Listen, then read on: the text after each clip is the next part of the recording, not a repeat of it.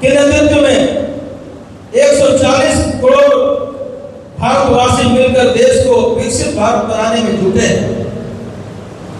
देश में जब से मोदी जी के नेतृत्व में भाजपा सरकार बनी है, तब से घोटालों का अंधेरा दूर हुआ है और सुशासन का प्रकाश फैल रहा है।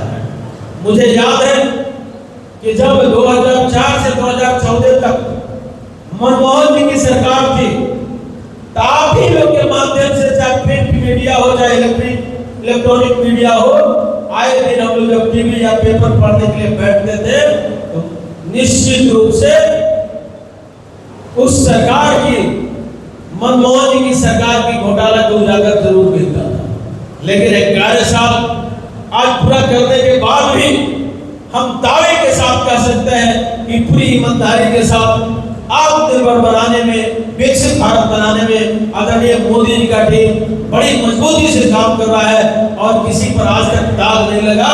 हम घोटाला में विश्वास नहीं करते हैं, हम विकास और तरक्की में विश्वास करते हैं। 11 साल हमारी महान संस्कृति के पुनर्द्वार और धार्मिक जागरण भी हो रहे हैं। जैसे आप देखे होंगे, राम मंदिर जगह जगह, चाहे उज्जैन हो, चित्रकूट हो या काशी विश्वनाथ की नगरी हो, चाहे मां विंध्यवासिनी की नगरी हो, कॉरिडोर बन रहा है। और जो अंग्रेजों के जमाने में या मुगल शासन, अकबर शासन के जमाने में जो हमारी धार्मिक और संस्कृति के साथ खिलवाड़ किया गया था, उसको पुनः वापस करते हुए और उसका उत्थान करने में हम सब लोग लगे हैं। 11 साल में अपनी विरासत, पुरानी गरिमा वापस दिलाने में भागीरथ प्रयास हुआ है। इन 11 सालों में जम्मू कश्मीर से धारा 370 हटाना, 3 तलाक खत्म करना, जीएसटी लागू करना, वक्फ बिल जैसे सख्त निर्णय लिए गए हैं। हमारी विदेश नीति आज देश की संस्कृति की महत्व की झलक स्पष्ट दिखाती है। प्रधानमंत्री जी श्री नरेंद्र मोदी के नेतृत्व में केंद्र सरकार की सेवा, सुशासन और गरीब कल्याण के 11 साल को देखते हैं तो साफ दिखता है कि देश अंधेरे में से उजाले तक, निराशा से आशा तक और भ्रष्टाचार से सुशासन तक ऐतिहासिक यात्रा तय की है। कल तक मुझे याद है ये 2014 के पहले जब मोबाइल चार्ज करना होता था तो हम दौड़ के कहीं न कहीं दौड़ के जाते थे कि अब मोबाइल कैसे चार्ज होगा। लेकिन आज हर घर में बिजली उपलब्ध है और 24 घंटा, निश्चित रूप से 22 घंटा 23 घंटा बिजली रहता है और बिजली से भी खेतों में पानी दी जा रही है। अवैध कोयला खनन होते हैं, उस पर कोई विशेष आप लोग की योजना है क्या? देखिए, हमने आपसे कहा है कि सेंट्रल गवर्नमेंट की जिम्मेदारी बनती है खदान के अंदर। खदान से जैसे बाहर हम जाते हैं या खदान में चोरी होता है, चोर को पकड़ के हम देते हैं, तो स्टेट गवर्नमेंट की जिम्मेदारी बनती है, जवाबदेही बनती है उसकी सुरक्षा करना, उस चोर को उचित सजा दिलवाना, अवैध खनन पर प्रयास करके रोकवाना। जहाँ की सरकार ही उसमें लिप्त हो वहाँ क्या कर सकते हैं। बहुत सी लीगल माइंस में से कोयला चोरी हो जाएगी, घटना ऐसी कुछ घटी है, आप तो देख रहे हैं पश्चिम बंगाल में कि जहाँ की जिस पार्टी की सरकार है वहां के कार्यकर्ता है उस टाइप के हैं, गुंडा राज कायम करने लगे हैं, तो फिर वहां उस सरकार की क्या कहना है। सर, कोयला खदानों से बहुत से जो है पॉल्यूशन फैलता है, जिसको लेकर कोई परियोजना है ग्रीन कॉरिडोर भी लेकर? सर देखिए, निश्चित रूप से हम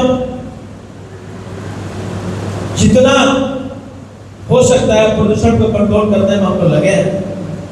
अब हम साइडिंग के माध्यम से कोयला को लोडिंग करते हैं, साइडिंग के माध्यम से हम थर्मल पावर प्लांट पे पहुंचाते हैं, रेलवे के माध्यम से।